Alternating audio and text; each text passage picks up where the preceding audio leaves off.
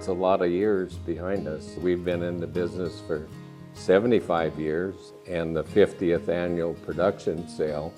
Not too many people can say that. There's been some really rough times in the cattle business and the farming business. Without those Angus cows, I don't think we'd been able to survive that. It's not like some other purebred operations that are investor-owned operations. It's the only investors here are 3 old boys and a young nephew. There's a lot of family history here. My grandfather put his elbow grease into this place, and my dad Arlen and Eddie and Lynn that have taught me what good Angus cattle should look like. The family orientation of this place, the work ethic. We want these bulls to go and serve everybody and do as good a job as they would do here for ourselves. Most of our customers are cattle operators. They want cattle that'll gain and grow. That's the type of cattle that we try to market. They can appreciate the consistency and type that we have in our cattle, which would be of benefit to them as well. We run these cattle a lot like our commercial people would. We want them to withstand and hold up for the commercial man or the purebred producer. We treat these bulls like we treat our own bulls. We raise bulls that put it all together, starting with feet and structure from the ground up to the performance that these cattle have, and they do it from day one.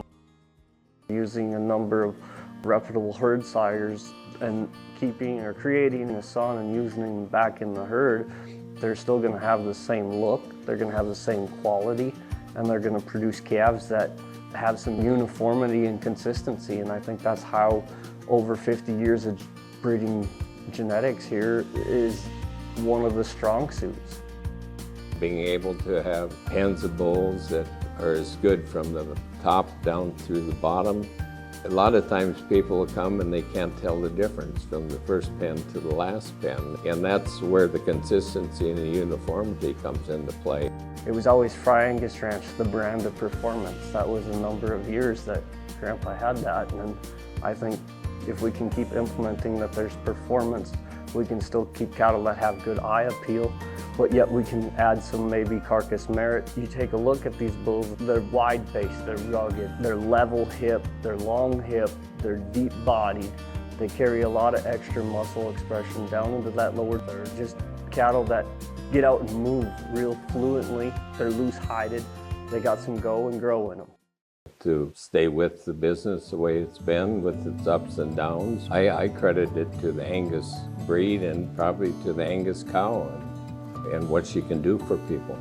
I think as we move forward here, keeping the cattle that have the same look, keeping uniformity. The Angus cow is so important because the cow can keep progressing. The cattle market has been quite good. Probably the best market that I can ever remember seeing. It's a good time to be in the cattle business. To me, it's a lot of pride in just having those cattle presented out there and people walking through them. We enjoy doing what we're doing. It'd be hard to do anything else, really.